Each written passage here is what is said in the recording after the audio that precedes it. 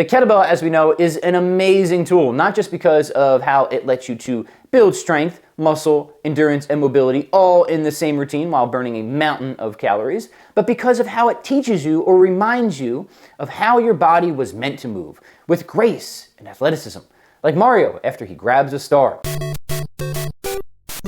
So stay tuned, because in this video, I'm going to show you the top 3 kettlebell exercises for beginners that you should use even if you're not a beginner, because of how they help you to refine and master proper kettlebell technique and lifting mechanics. This is not your usual list of beginner kettlebell exercises. I'm not giving you these exercises because they're just easy or accessible.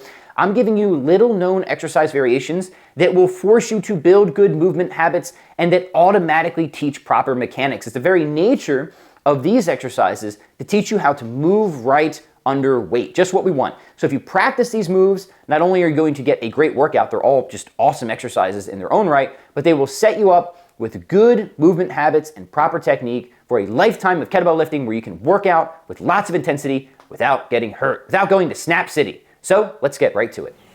All right, my friends, the top 3 kettlebell exercises for beginners. But before we get into it, let me emphasize that these are amazing exercises for everybody. Even if you've been swinging and pressing and squatting kettlebells for a while, make sure you incorporate these exercises into your routine because they're just great for getting lots of stuff done, strength and muscle, but they reinforce proper habits. So let me show you the first one right now.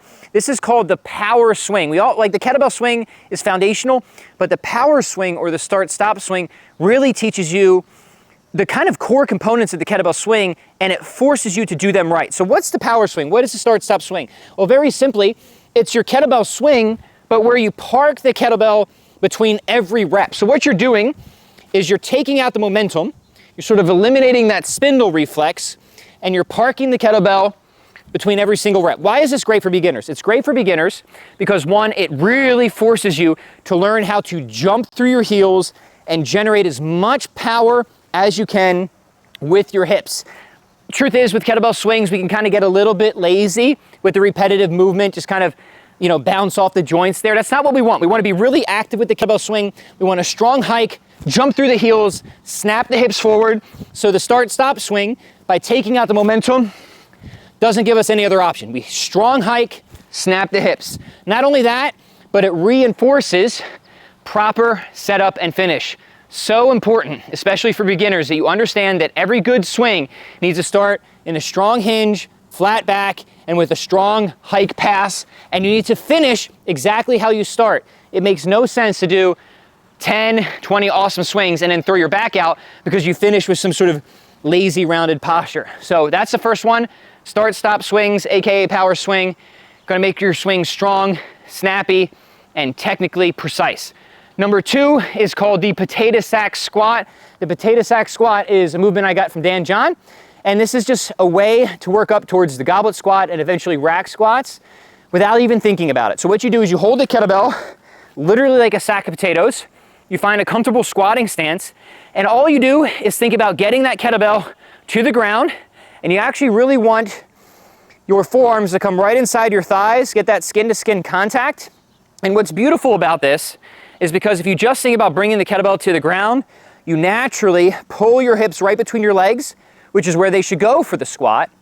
For the swing, the hips go back. For the squat, the hips go down. And just the way the kettlebell is positioned here just naturally invites, maybe even just forces, proper squatting mechanics. And because your arms are here, this helps to make sure that your knees are tracking your toes. Your knees can come forward in the squat, that's okay. You just want to make sure they track over your toes. So, obviously what we're getting towards would be goblet squats, but the potato sack squat, I would say, is even better for beginners, and it's something that you can and should, if nothing else, put into your daily warm-up to prime the movement, long, tall spine, sinking your hips right between your legs. That's number 2. Exercise number 3, which is great for beginners, is the tall kneeling press. So eventually, we get towards the standing military press. Awesome exercise. Here's where I like to start people. Come down into a tall kneel position. So here the kettlebell is in what's called the rack position on the forearm. Forearm is against the rib cage, and I'm kneeling. Why am I kneeling? Because now, when I press from this position, it forces me to do a lot of things right. Now that I've taken most of my legs out, my glutes are engaged, my abs are braced, and it's all upper body grind. I can't shape the movement by bending the knees.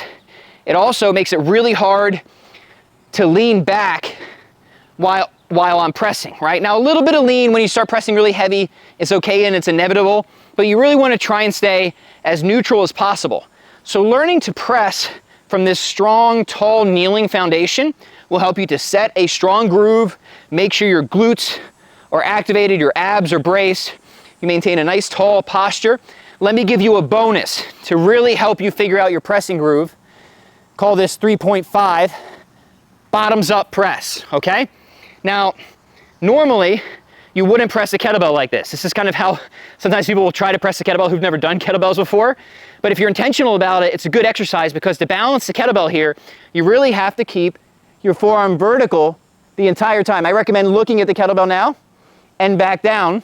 And what this will do is help you to find that sort of ideal kettlebell pressing groove. Everybody's groove is slightly different, but the key for a good press is a vertical forearm. So start with just a tall kneel.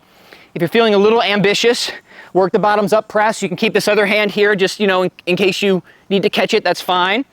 And those 3 exercises are amazing as part of a workout program. They're amazing just for warming up. If nothing else, use them as part of your warm-up routine. If you're a beginner, they're indispensable. If you're a veteran, return to them often to keep your kettlebell technique sharp and crisp. If you like this video, let me know in the comments, and maybe I'll do more like it, all right? Strong on. Hey, before you creep off to some weird corner of the internet, I have a proposal for you. Check this book out. Have you ever seen a book that is so orange? It's even more orange than my orange shirt, and wouldn't you love to have this orange book on your bookshelf? It's called Strong On. It has 101, yes, 101 groovy, fat blasting, strength building, endurance multiplying kettlebell workouts, plus programs, minimalist programs to help you put it all together. It's called Strong On Amazon. Check it out.